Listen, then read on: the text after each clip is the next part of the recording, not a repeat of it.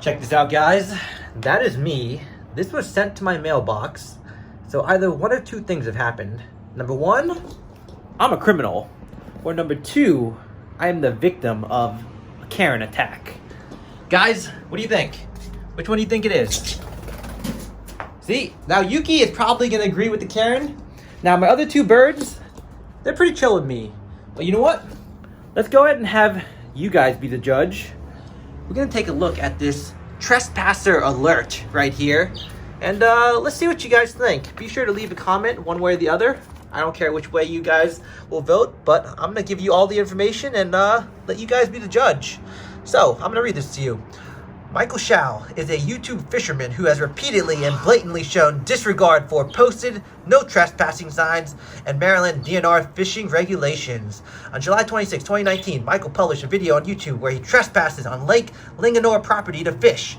Michael parks his Hyundai in a residential area of Eagle Head Drive, hikes through the woods, and wades up Linganore Creek to fish a lower basin of the lake where the collapsed pipes are. Why wouldn't he just drive to the end of Eagle Head Drive where the pipes are? Michael mentions in his video that he hopes the vehicle is not towed.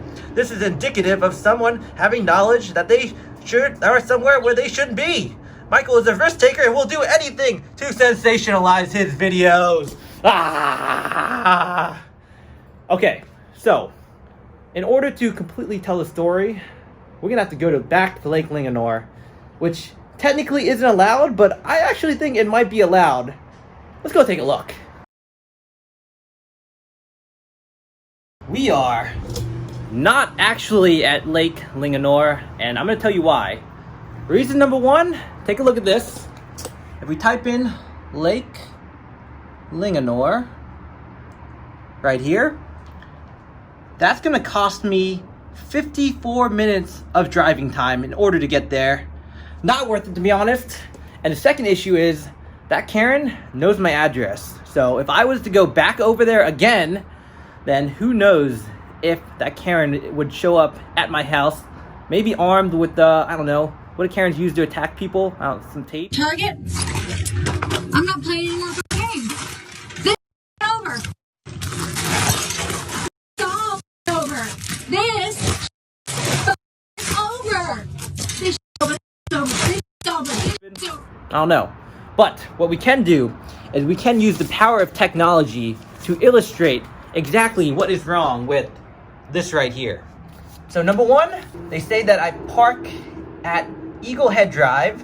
Why wouldn't I just drive to the end of Eagle Head Drive?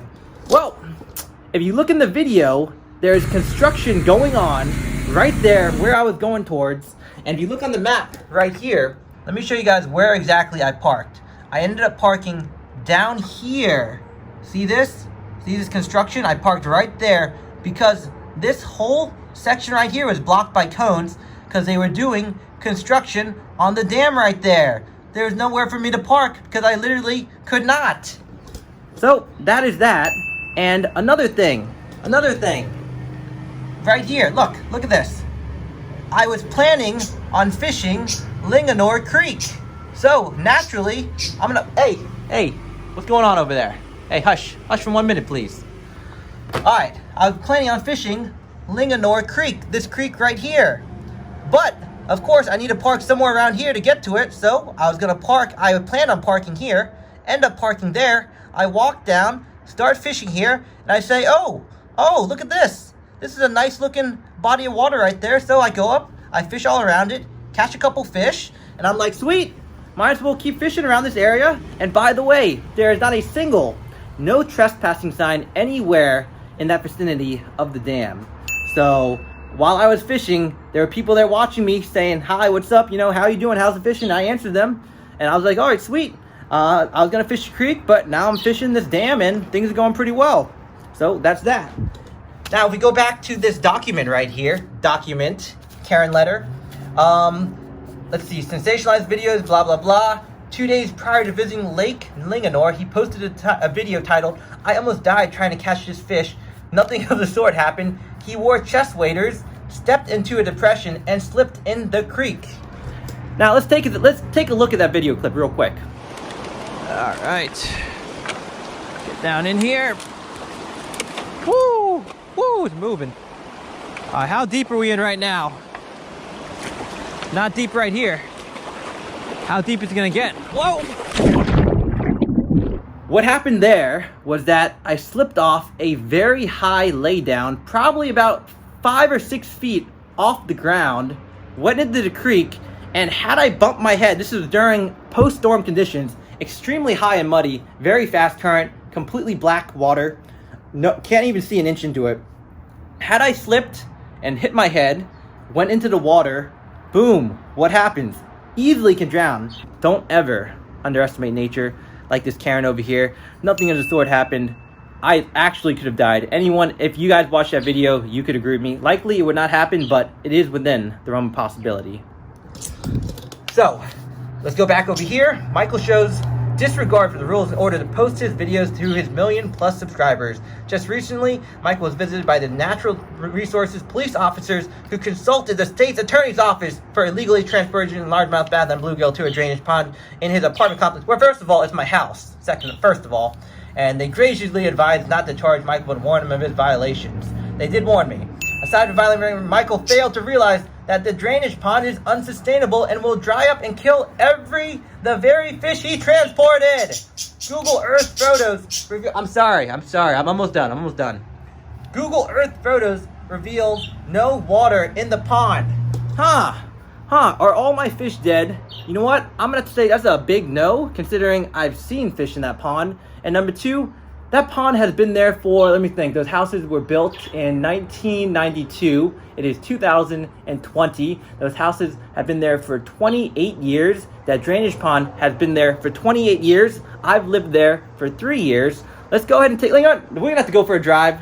Let's drive to the pond. You guys have not seen Area 11 in quite a while. So, let's go see how she's doing. Alley-oop. So, we are not quite at Area 11 yet, but this creek right here, this is actually what Area 11 drains into. Now, why am I showing you this creek? Well, only because a lot of you have been asking about my son, and his absolute favorite thing to do with me is to come out here, wade in the creek, throw some rocks, and if I happen to find a crawfish, frog, or some minnows, he loves to play with those too. So, yep, and the reason why his face is blurred is because Emily and I don't quite agree that he should be on social media. So for now, you guys will not be seeing him, but the way it is.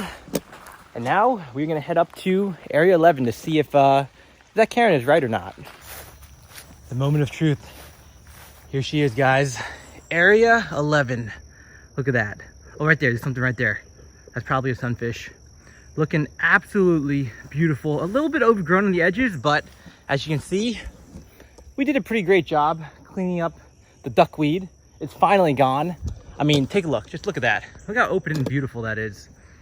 Now, I have not yet caught any bass, but whenever I come in the morning, I always see bluegill feeding on bugs at the top of the water. So stuff is definitely living in there.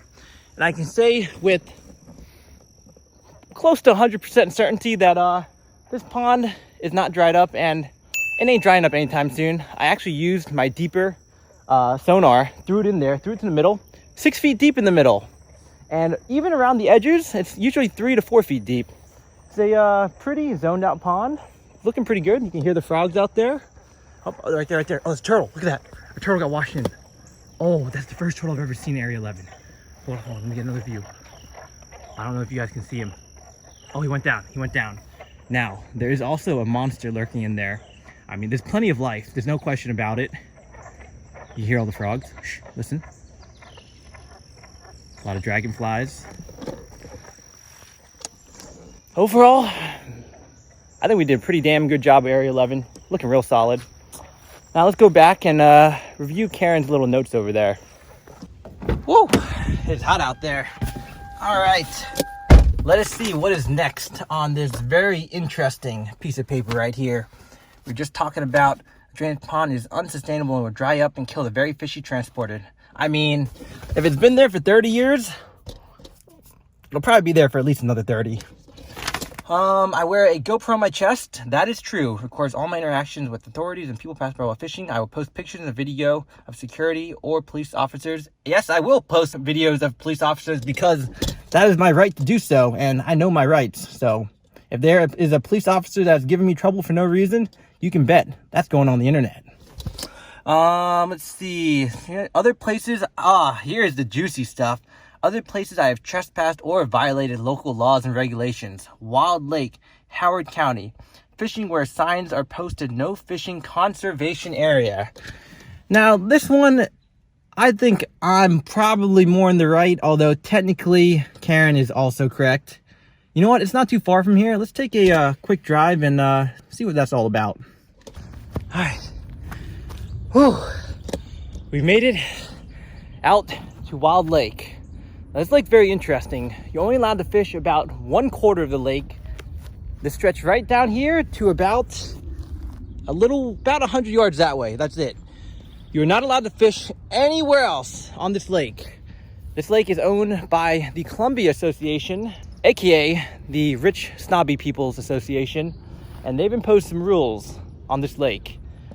Now, I'm guessing the reason why they don't want you fishing that side of the lake is because, people live over there. They don't want people fishing on their front yard. And to be honest, I agree with that. I see no issue there.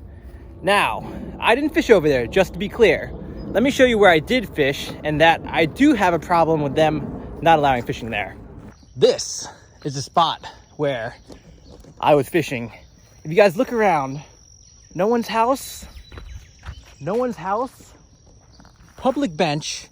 There's a house all the way over there, but his yard is not even close to the lake. So that's really a non-issue. This is probably the best spot to fish on this lake. The reason why is there's a rock pile right over there where fish stack up, especially after it rains. They feed on crawfish. And if you guys don't remember that jig video, I'll link it down below. I pulled out like 3 to 4 pounders in a matter of 30 minutes. And I broke off one that was probably 5+, easily 5+. I don't know if it's 6 or 7, but it's at least 5. Now, why are you not allowed to fish here? Let's walk over here for a second. This sign says, no fishing on this side of Wilde Lake. Do not feed the waterfowl. That is not the true reason. We got to go back over there to find out why they don't allow fishing on this side of the lake. There. Fishing permitted. There to the dam. Bam. Columbia Association. No fishing beyond this sign. Swan Refuge. Protect waterfowl on this lake. What? Who cares about the geese? I mean, you guys already know how I feel about geese. But, I mean, geese are one thing. Swans, very majestic, very beautiful, very rare. And in fact, there ain't been a single swan out on this lake since 1969. Whoa, where's the swan refuge? What are you refuging? There ain't no swans out here. Come on, CA. Come on. I mean, honestly, I'm about to start a petition to open that part of the lake back up. And if any of you guys have a picture of a swan anywhere in this lake, send it to me. I'll give you $100. Because this is a bull crap. That's all I can say. So, I mean, technically, I did accidentally. I walked past that sign, did not see it. So, accidentally broke the CA's, regulations right there, whatnot. But I think you guys are probably going to be on my side onto which side of the CA's rules I fell on. Now we're going to go back to the car. We've got a few more notes to discuss on Karen's letter. And then we'll have a final verdict. Woo! Let's wrap this up, guys. I'm getting tired. It is hot as heck out here. So we're at the very end of this letter. All right, Wilde Lake. Just covered that. Conowingo Dam. Went swimming where prohibited. Security warned and kicked him out. So yes, Conowingo, I kind of went swimming, but in actuality, I was retrieving my lure, which I did do successfully. So in a sense, I saved the environment from having a little extra lead in it. And there was no signs that I saw that said no swimming. So someone called it in on me. Security came and I was forced to leave. No! Okay, see, that's Conowingo. Now let's look what's next on our list right here. Loch Raven Reservoir. Prohibited swimming in the reservoir and fishing beyond the bridges and spillway. All right, Karen, you got me there. I'll hand you that one. New Jersey, hosting a fishing tournament with prizes without a permit. Stopped by New Jersey authorities. Yes, that is correct. So I did host a fishing tournament and I did get stopped. I did not know you needed a permit to host a fishing tournament. Now, I was only doing this because when you're a young angler, you want to fish tournaments, you want to have fun, and you're not going to have a boat.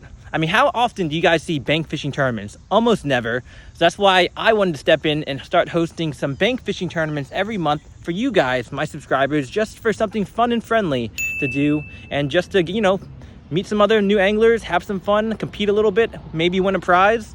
But apparently it's a lot of work to do that, which is why I have not been hosting subscriber tournaments, sadly. And nowadays, if I hosted one, we would probably get too big of a turnout anyways. So I do want to do some in the future, but they will likely be 1v1 events or small group events, you know, maybe like 3v3, 5v5, something that's not too crazy, but that is planned for the future once COVID ends and I'm no longer legally bound to not fish with anyone else, as you know, besides immediate family and KP. Those are the only two groups I'm allowed to fish with right now. I think that might about do it. Let's take a look. All right, off subscribers, has been yada, yada, yada, yada, yada, yada. Okay, that is gonna do it for today's video. And I do wanna mention one thing. Karen, I am very, very impressed. Hold on, let's wait for that plane. 1 second. Karen, I know you're watching this, and to be quite honest, I am very impressed with you. You've shown dedication above and beyond, because those videos that are listed right here, those are spread out over a 4 or 5 year time span. So you must have watched every single one of my videos. I appreciate the views, by the way, really I do. So in order to say my thanks, I would like to invite you out, 1v1 you and I, to a Chick-fil-A luncheon. I will pay for your meal, of course, whatever you want, you know, 30 count chicken nuggets, 3 spicy chicken sandwiches, whatever it is, I will get it for you. The only thing I ask for in return is allow me a quick 10 to 15 minute interview. I have a few questions I'd like to ask you, just for entertainment purposes mostly, and permission to post it on this channel. If you would like to take me up on this offer, you have my email. Shoot me an email. I'm sure you live around Lake Linganore. I'd be happy to drive over there, find Chick-fil-A around that area, and you know, we can have a little chit chat. Thank you guys so much for watching. I will catch you guys in the next video. Peace.